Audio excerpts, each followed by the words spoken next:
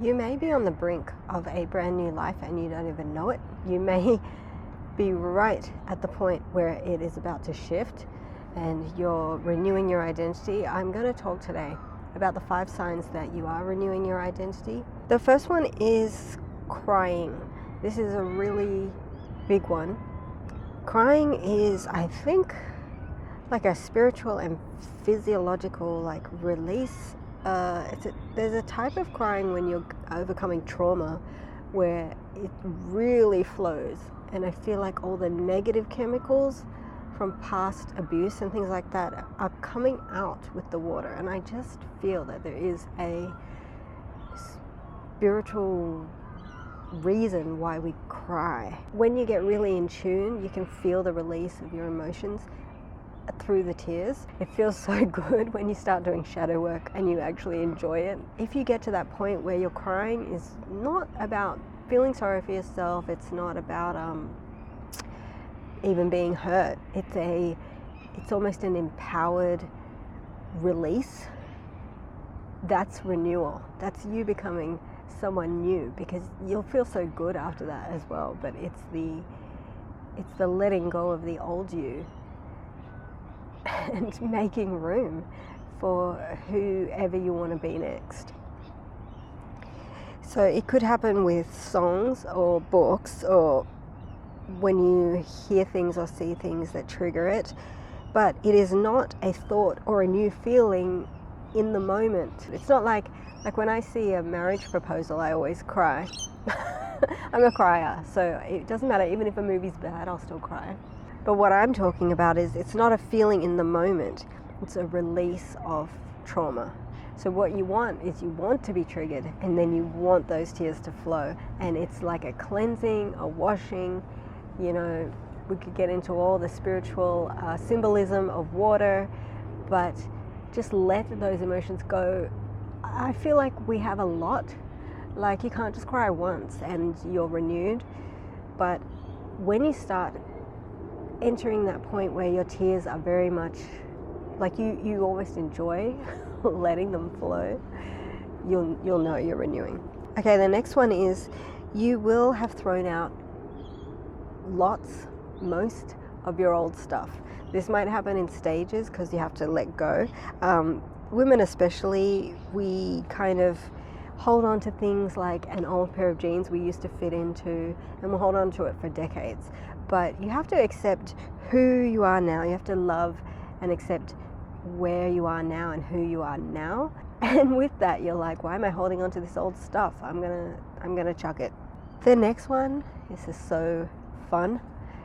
If you're there, you know, is that you don't care what anyone thinks. You do not give a crap what anyone thinks about you.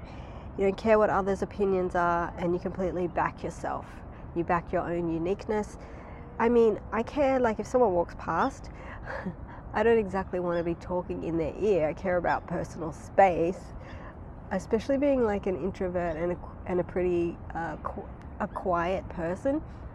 I don't like when the whole cafe is empty and someone plonks down next to me type of thing.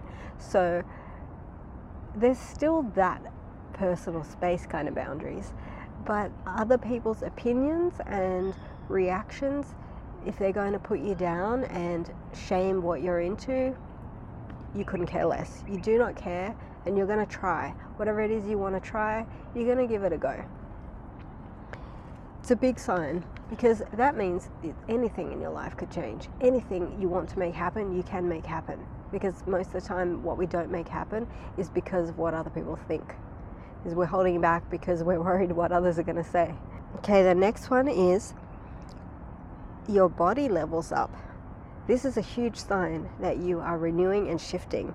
Your body levels up, maybe your nutrition, your habits, and just your aura levels up. For me, about 10 kilograms of weight fell off.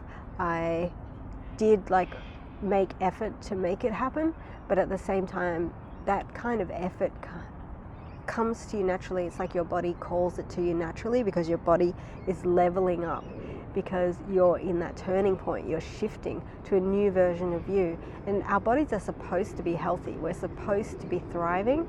So anything you do that's in favor of your best self and the new you, your body's going to respond with a huge yes, and it's going to love it, and it's going to encourage it.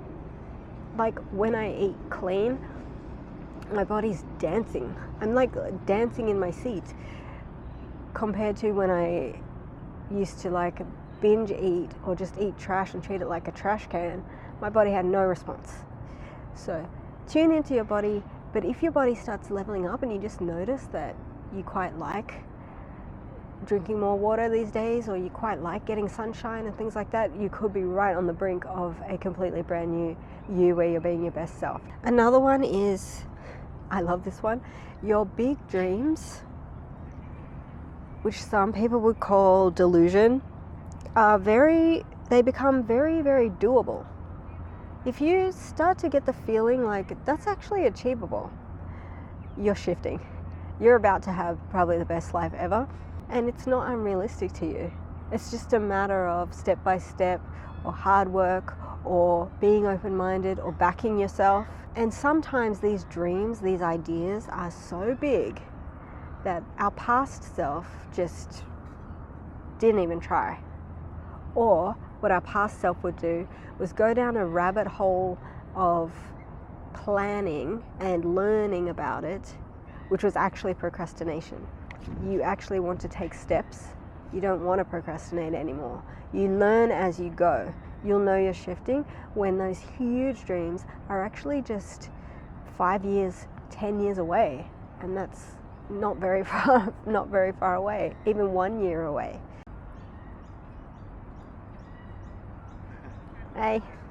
And the last one is crying. And no, I'm not getting confused. I know the first one was crying also. I'm talking about tears of happiness, tears of joy. It's a change from all those tears of sadness that you have been crying because of the traumas you've been going through. There's a shift, and suddenly you're like, I'm crying from happiness. Like, things will happen. If you go out into nature like this, or something will happen, tears will stream, but they're happiness, and it's such an unfamiliar feeling, because normally your tears are sadness and betrayal and horrible things. It's different to crying from gratitude.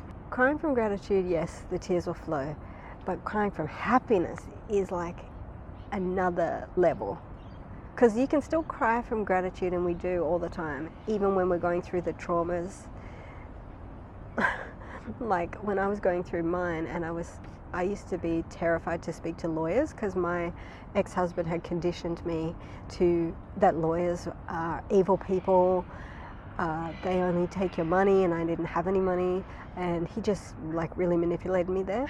So when it came to needing to have lawyers and deal with them, I felt like a little kid, and I was terrified. And then it would go well, and I would cry tears of gratitude, but I was still in the midst of the very beginning of my recovery, and I was still crying tears of like sadness and grief about my family, about who in my past I was realizing had been a narcissist and using me for supply. So it's not about tears of gratitude, it's the next step. It's tears of happiness. If you're not at this stage yet, you just have to take my word for it, but it's like a different life, a different experience in life compared to tears of sadness and struggle and gratitude there. All right, I hope that made sense. I will see you in the next video. Bye.